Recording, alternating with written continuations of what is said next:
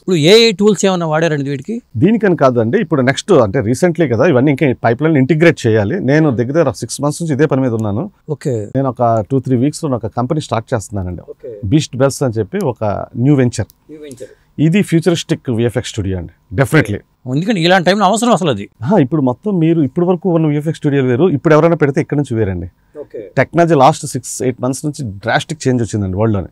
Artificial intelligence కావచ్చు, machine learning కావచ్చు, ఇవన్నీ కూడాను. వీటన్నిటిని నేను ఇంటిగ్రేట్ చేస్తూ, క్లౌడ్ని ఇంటిగ్రేట్ చేస్తూ, ఇక్కడంటే రకరకాలండి. ఇప్పుడు మనకి టైం పడుతుంది, ఎందుకంటే సీజీ అనేసరికి సినిమా పోస్ట్పోన్ అవుతుంటాయి. అంటే అక్కడ టైం కావాలండి, ఆ టైంని రెడ్యూస్ చేయాలి. అంటే క్లౌడ్ టెక్నాలజీస్ వాడాలండి, క్లౌడ్ టెక్నాలజీస్ అని. ఓకే. దాంతో మనం బడ్జెట్ని కంట్రోల్ చేస్తాము, టైంని చేస్తాము, క్వాలిటీ ఎన్హాన్స్ చేస్తాము. అంటే ఈ అడ్వాన్స్ టెక్నాలజీ అంటే మనం ఎలా ఇంటిగ్రేట్ చేస్తున్నాము, మనం ఎలా యూస్ చేస్తున్నాం అన్న దాని మీద ఉంటుందండి. అంటే ఇప్పుడు సపోజ్ మీరు వినుంటారు వర్చువల్ ప్రొడక్షన్, ఇప్పుడు అంతా మాట్లాడుతున్నారు. అవును. నేను దాని గురించి కూడా రీసెంట్గా నేను ప్యారిస్ వెళ్ళి దాని మీద ఏంటి మొత్తం అంతా రీసెర్చ్ చేశాను. నేను I'm not so excited now, but in future definitely now. ఎందుకంటే ఇట్ వోంట్ వర్క్అవుట్ అండి, అది సమ్ టెక్నికల్ గ్లిచెస్ ఇంకా ఉన్నాయి. సో ఒక 1 year 2 years వెయిట్ చేస్తే మాత్రం డెఫినెట్గా that will be one of the ruling area అవుతుంది. అలాగా అంటే నేను ప్రతిరోజు నేర్చుకుంటానండి. మనం కూర్చొని ఎప్పుడు లేకపోతే వెనకబడిపోతాం. మనం వెనకబడి ఇప్పటికీ ట్రెడిషనల్ స్టూడియోస్ ఉన్నాయి. ఇప్పుడు నుంచి మాత్రం పెట్టబోయే కంపెనీస్ మాత్రం డెఫినెట్గా అడ్వాన్స్డ్ టెక్నాలజీస్ని ఇంటిగ్రేట్ చేసుకొని ద ప్రాపర్ సెటప్ ఉండాలంటే పైప్ లైన్ అంత సాఫిస్ట్. అసలు మన ఇండియాలో అది సాధ్యమా? ఎందుకంటే హాలీవుడ్కి వెళ్తారు చాలా వరకు. ఒకప్పుడు అంజీ సినిమా చేసినప్పుడే యూకేలో ఫస్ట్ చేయించారు, తర్వాత ఫైల్స్ ఇక్కడే పాపం వీళ్ళు చేశారులేండి. అది నాకు గుర్తుంది అంజీది. లేదండి, ప్రతిదీ సాధ్యం అండి. ఇండియాలో సాధ్యం లేనిది ఏం లేదండి. మనకి ప్రొడక్షన్ హౌస్ డైరెక్టర్ కొద్దిగా కోఆపరేట్ చేస్తే, చెప్తున్నానండి, తక్కువ డబ్బుల్లోనే ఆ రేంజ్ క్వాలిటీలు ఇవ్వచ్చండి. టెక్నాలజీ కూడా ఈరోజు సపోర్ట్ చేస్తుందండి. ఓకే. మనకంటూ ఒక ఐడియా ఉండాలి, ఆ విజన్ ఉండాలి, వెళ్ళొచ్చండి. ప్రతిదానికి జనాలు ఏంటంటే అమ్మో బడ్జెట్, విఎఫ్ఎక్స్ అంటే బడ్జెట్ అనుకుంటున్నారు. అదే ఫస్ట్ ప్లాన్ ఉంటే, కరెక్ట్ గా ప్రీ ప్రొడక్షన్ ఉంటే, ప్లాన్డ్ గా ఒక మంచి కాంబినేషన్ లో వెళ్తే డెఫినెట్ గా వీటన్నిటిని మనం కంట్రోల్ చేయొచ్చు. కొంతమంది బెంగళూరు చేస్తారు, కొంతమంది బాంబేలో చేస్తారు. మనకి హైదరాబాద్ లో ఉందా అసలు స్టూడియో? ఇట్లాంటి స్టూడియో ఎన్ని ఉన్నాయి? ఇట్లాంటి అంటే మీరు ఏ కైండ్ ఆఫ్ స్టూడియో అంటున్నారు? అంటే ఇప్పుడు RRR విషయం వచ్చేసరికి కొంత టైగర్ తో ఫైట్ ఉంది చూసారా, అది అంతా బెంగళూరులో కొంచెం చేశారని చెప్తున్నారు. ఇక్కడ మకుట అని చాలా, అంటే మీకు ఏ ప్రాజెక్ట్ కూడా ఇలా వర్క్లు చేశారండి. అదంతా మొత్తం పెద్ద అవుట్ సోర్స్ కంపెనీస్ ఉంటాయి, ఫ్రీలాన్సర్స్ ఉంటారు, చాలా మంది చేస్తారు. ఫైనల్ గా అల్టిమేట్లీ ఒక main key role person it side VFX side ఉంటాడు, whatever the producer or supervisor whatever name, అటు డైరెక్టర్ ఉంటారు.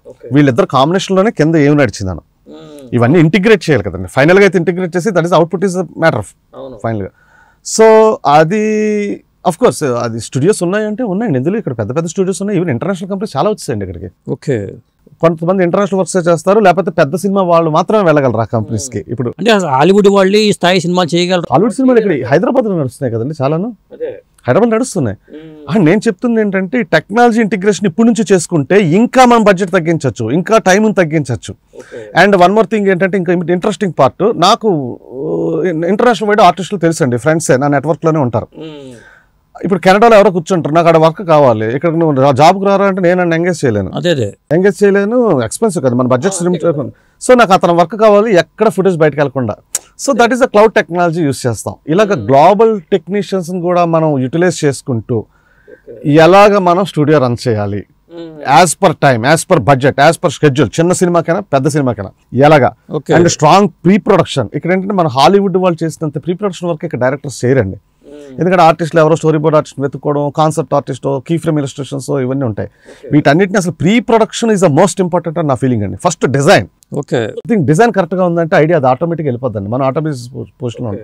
ఈ స్టూడియో కూడా నేను పెట్టబోయే బీస్ట్ బెల్స్ కూడా very automated completely. Even the production, pipe line, everything మనిషి పెద్ద మనం ఇన్వాల్వ్మెంట్ లేకుండా టెక్నాలజీ మనల్ని చాలా డ్రైవ్ చేస్తుంటుంది. ఓకే. మరి ఇట్లాంటి పెట్టాలంటే చాలా ఖర్చుతో కూడిన వ్యవహారం కదండి. ఆఫ్ కోర్స్, బట్ అంటే నేను ఇదే ఇండస్ట్రీలో ఉన్నాను, నేను ఇదే ఇండస్ట్రీలో బతుకుతాను, నాకు ఇంకో ఇండస్ట్రీ తెలియదు.